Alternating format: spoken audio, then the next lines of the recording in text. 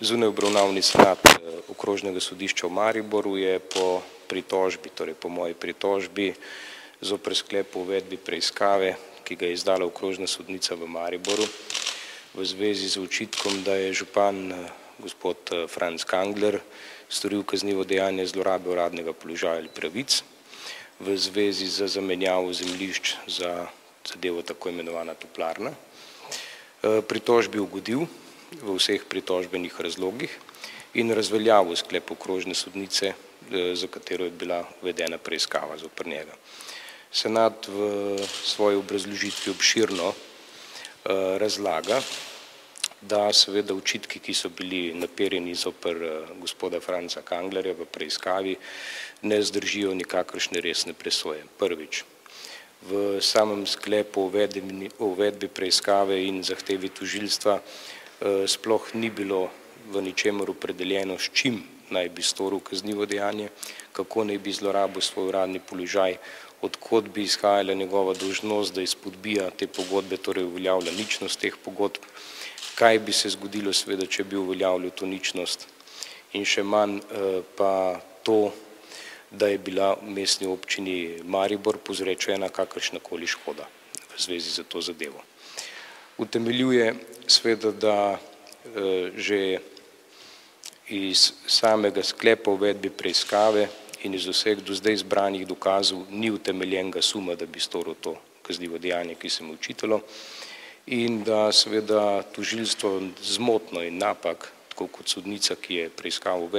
uvedla, navaja, da naj bi župan v tej zadevi kakorkoli odločil ali sprejel sklep, da se seveda ne vloži tožbe na razvezo oziroma na ugotavljanje ničnosti teh pogodb. Župan, kot senat pravilno ugotavlja, je zgolj predlagal odločitev mestnemu svetu in seveda vsi ostali organi, ki pa so dolžni ugotavljati ničnost in seveda kle dejansko senat pojasni, da je tukaj v prvi vrsti Inšpektorat Ministrstva za okolje in prostor, Računsko sodišče, nadzorni svet mestne občine Maribor in, kar pa seveda je najbolj pomembno, pa navaja, da je tožilstvo tisto, ki ima seveda glede na ustavo in glede na zakon o državnem tožilstvu dolžnost in pravico seveda, da tudi v civilnih postopkih vlaga ustrezne predloge, torej da bi bilo predvsem tožilstvo tisto prvo, ki če meni, da je do take kršitve prišlo ali celo do storitve kaznivega dejanja, moralo predlagati uveljavljanje ničnosti teh pogodb. Ne pa župan Kangler, ker seveda te dolžnosti iz zakona o lokalni samoupravi sploh nima. Iz vseh razlogov, ki smo jih v pritožbi navedli, je